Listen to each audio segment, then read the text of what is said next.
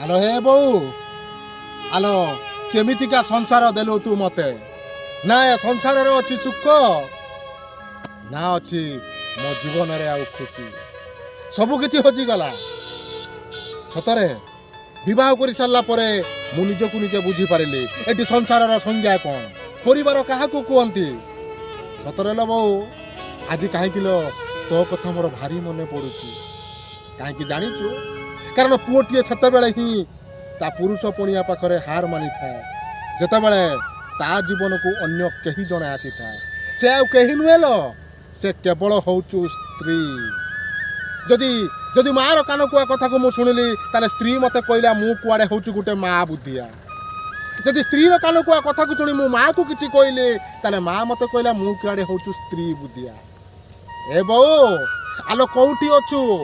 କେମିତି ଅଛୁ ଆଲୋ ଥରେ ଆସି ମୋତେ କେବଳ କହିଦେଇ ଯା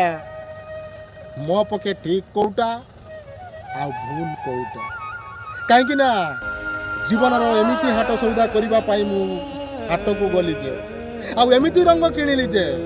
ସବୁଦିନ ପାଇଁ ମୋ ଜୀବନଟା ରଙ୍ଗୀନ ହେବା ପରିବର୍ତ୍ତେ ମୋ ଜୀବନର ରଙ୍ଗଟା ବେରଙ୍ଗୀ ହୋଇଗଲା କାହିଁକି ନା ଏ ଦୁନିଆ ଦେଖି ସମସ୍ତେ ମୋତେ କହୁଛନ୍ତି ଏମିତି କାହାଣୀ କୁଆଡ଼େ କେବେ କେହି ଶୁଣେନି ଏମିତି କାହାଣୀ କୁଆଡ଼େ କେବେ କେହି ଶୁଣେନି